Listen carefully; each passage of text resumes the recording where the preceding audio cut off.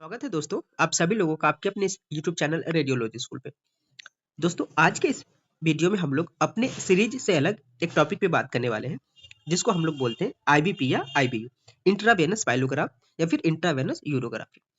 ये जो radiographic procedure होता है उसमें स्पेशल प्रोसीजर के नाम से भी जाना जाता है। स्पेशल प्रोसीजर इसलिए क्योंकि इसमें हम लोग डाई का यूज करते हैं चीजों को देखने के लिए। तो इसमें हम लोग जो ये वीडियो है इसमें सिर्फ और सिर्फ ओवरव्यू देखने वाले हैं इस टॉपिक का। उसके बाद जो नेक्स्ट वीडियो आएगा इसी से रिलेटेड जिसमें प्रोसीजर करते क्या है उस चीज को मैं दिखाऊंगा कि कैसे कैसे प्रोसीजर करते हैं एक्चुअली स्टार्टिंग से लेकर के एंड तक। मैं जब इस प्रोसीजर को कर रहा होता हूँ तो मैं कोशिश करूंगा कि किसी पेशेंट से कंसेंट लेकर के उस चीज को थोड़ा सा रिकॉर्ड करूं एंड आप लोगों को समझाऊं कि कैसे एक्चुअल में ये प्रोसीजर होता है। तो वो इस वीडियो का सेकेंड पार्ट होगा एंड थर्ड पार्ट मैं तब लाऊंगा जब आप इसको और सेकेंड पार्ट को देख करके पूरी तरीके से समझ जाएंगे कि आईबीपी और आईबीयू होता क्या है एक्चुअली, किस तरीके से करते हैं। तो उस पार्ट में जो थर्ड पार्ट होगा इसका उसमें आपको पूरा प्रॉपर नोट्स मिल जाएगा ताकि अगर आपको कभी ये टॉपिक किसी एग्जाम में लिखने को आ जाए तो एक एक डिटेल उसमें अच्छे से आप लिख सकते हैं।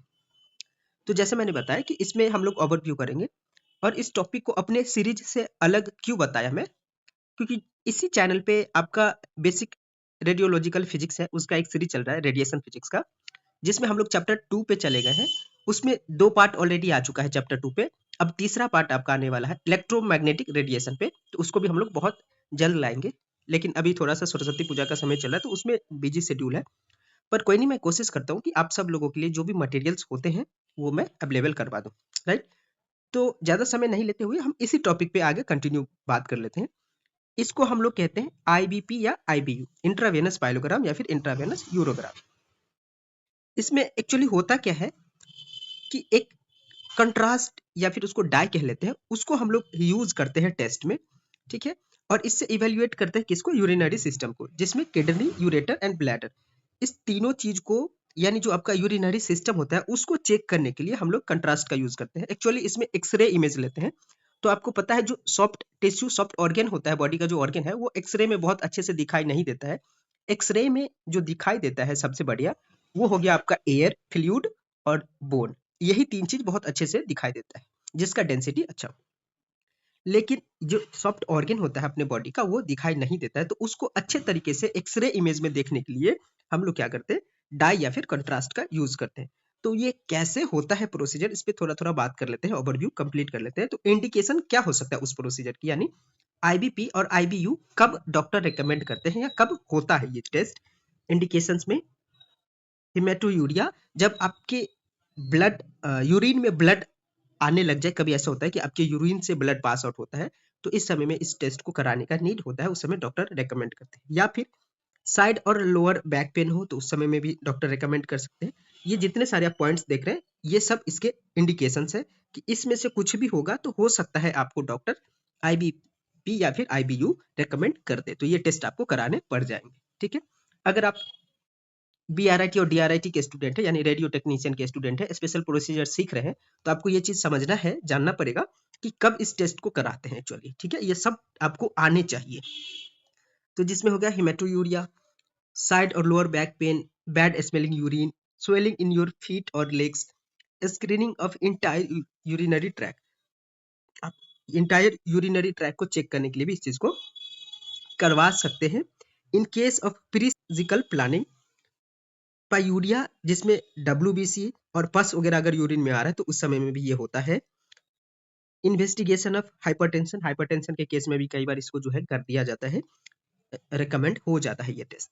Suspecting abdominal mass lesion arising from kidneys, कभी ऐसा होता है कि किडनी से कोई मास लीजन एब्डोमेन के आसपास सस्पेक्ट होता है, तो उस समय में भी इस टेस्ट को करते हैं, ये चेक करने के लिए कि एक्चुअली में ये जो मास है वो किडनी से अराइज हुआ है, उसके पार्ट है या नहीं है। राइट, फिर आईबीपी और आईबीयू जो है उसमें एक्चुअली होता क्या है, क्या क्या चीज देखते हैं। तो जैसे मैंने बताया ये इंडिकेशंस है, इस केस में किए जा सकते हैं ये आईबीपी या आईबीयू, इंट्रावेनस पाइलोग्राम या फिर इंट्रावेनस यूरोग्राफी। लेकिन जब ये टेस्ट होता है तो उसमें क्या क्या एक्चुअली हम लोग देख सकते हैं या डॉक्टर क्या क्या देखते हैं, रिपोर्ट किस चीज पे बन सकता है। तो उस टेस्ट से जो पता लग सकता है ये है आपका यूरिनरी ऑब्स्ट्रक्शन। जो यूरिनरी ट्रैक होते हैं उसका जो अगर कोई ऑब्स्ट्रक्शन है तो उसको आप पता लगा सकते हैं। जैसे उसमें कोई ब्लॉकेज हो गया, जो यूरेटर है या फिर उसके जो पाथ है जहाँ से यूरिन फॉलो आउट होता है, बाहर निकलता है, तो उसके पाथ में कोई अगर ब्लॉकेज है वो पता लग जाएगा, या फिर वो ट्रैक अगर नैरो हो गया है, यूरिनरी ट्रैक अगर नैरो हो गया है तो वो पता लग जाएगा। ठीक है। फिर किडनी और ब्लैडर स्टोन भी पता लग जाएगा।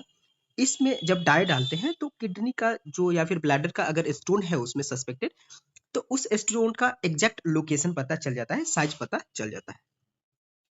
उसके बाद कॉन्जेनाइटल एबनॉर्मेलिटीज, अगर पहले से ही किडनी में या फिर उसके यूरेटर में यूरिनरी ट्रैक से रिलेटेड कोई ऐसा प्रॉब्लम है तो प्री सर्जिकल प्लानिंग पहले भी बताया, वो इंडिकेशंस भी है और इसमें भी करते हैं। फंक्शन ऑफ किडनी, किडनी के फंक्शंस पता लग जाते हैं इसमें, इस टेस्ट को कराने में। आप किडनी के जो फंक्शन होते हैं प्रॉपर है या नहीं है, कहीं पे कोई दिक्कत है, इस चीज को भी आप पता लगा सकते हो और इस टेस्ट से ये भी पता लगता है। राइट। फिर ये कॉन्ट्रा इंडिकेशन क्या होता है? कॉन्ट्रा इंडिकेशन का क्या मतलब होता है? कॉन्ट्रा इंडिकेशन ये हो गया आपका कि कब ये टेस्ट नहीं करने चाहिए। ये टेस्ट करने कब चाहिए ये आपने ऊपर देखा, लेकिन ये टेस्ट करने कब नहीं चाहिए, कब ये टेस्ट नहीं होना चाहिए किसी व्यक्ति के साथ, या कोई व्यक्ति कब ये टेस्ट नहीं करा सकता है।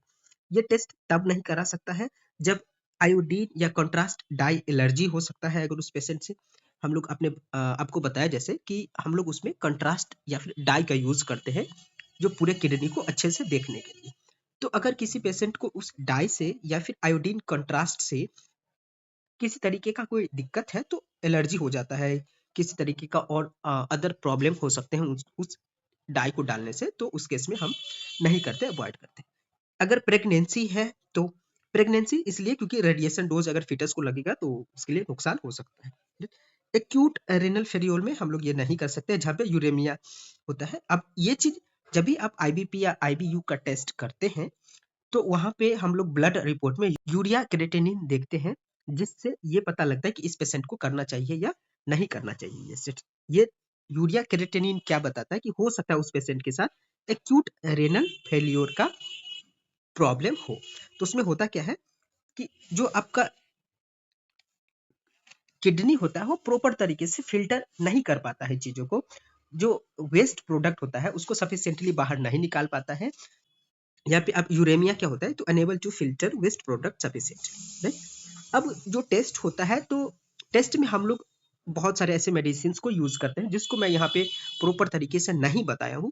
उस मेडिसिन को यूज करते हुए पेशेंट के साथ जब हम लोग प्रोसीजर करेंगे तो उस समय में यूज करते हुए मैं बताऊंगा तो शायद आप इस चीज को बेहतर तरीके से समझ सकते हैं। इसलिए मैं इसका पार्ट 2 लाता हूँ और कोशिश करूंगा कि जितना जल्दी ये चीज आ जाए फिर आप उससे जो है कनेक्ट कर सकते हैं इस प्रोसीजर को। तो जो कॉमन मेडिसिन है जो हर एक टेस्ट में यूज होता ही है, ये है कॉन्ट्रास्ट।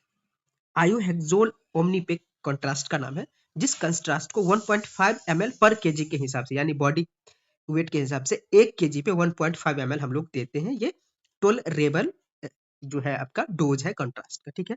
और इस कंट्रास्ट को यूज करने का अपना एक तरीका होता है, push within 30 to 60 second after test dose.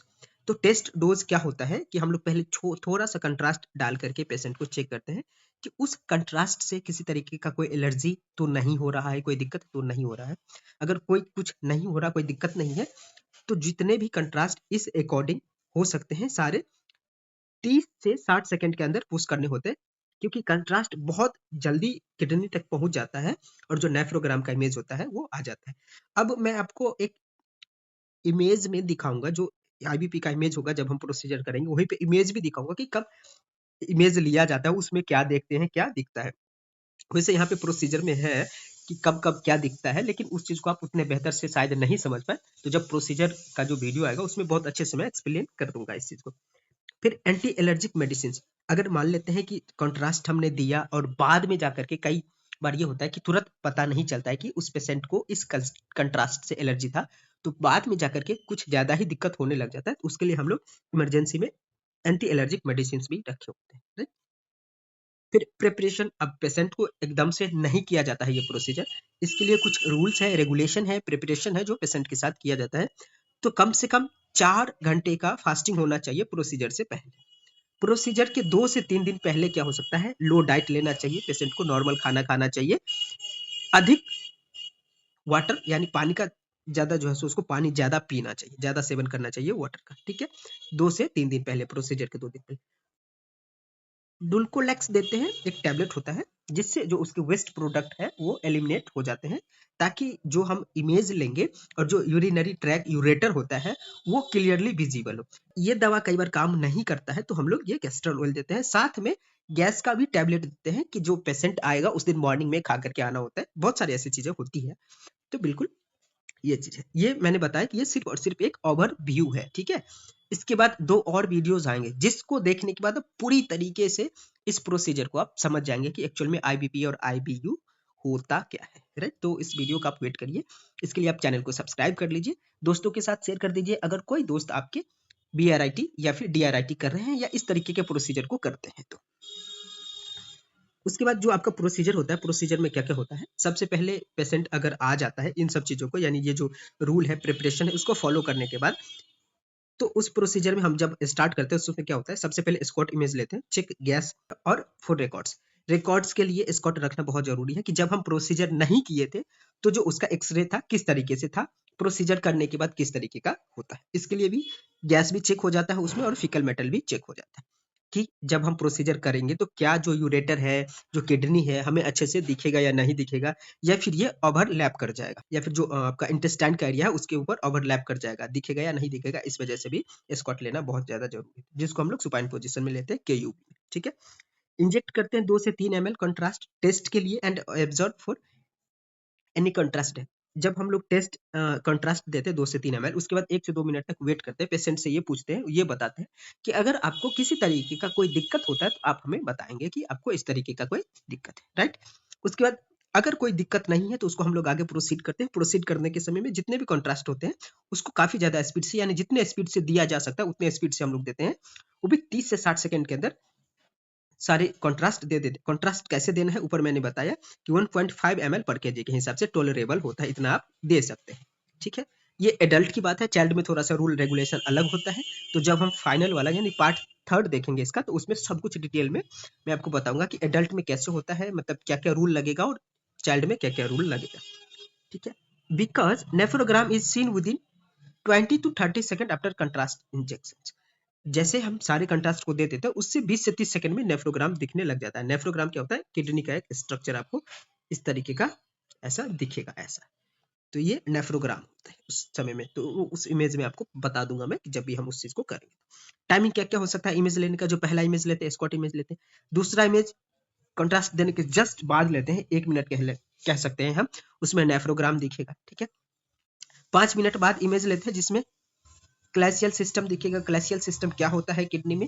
तो जो आपका मिडुलरी पिरामिड होता है किडनी का, उससे जो ट्यूब कनेक्ट होते हैं उसको क्लैसियल सिस्टम कहते हैं। उसमें मेजर हो सकता है, माइनर हो सकता है। उसके 10 मिनट बाद एक्सरे इमेज लेते हैं जिसमें हम लोग कलेक्टिंग सिस्टम देखते हैं, यानी जो यूरिन कलेक्ट होकर के आता है, जिसमें आप क्लैसियल सिस्टम प्लस रीनल पेल्विस, जब आप किडनी का डायग्राम देखेंगे तो ये सब चीज आपको समझ में आएगा वहां पे।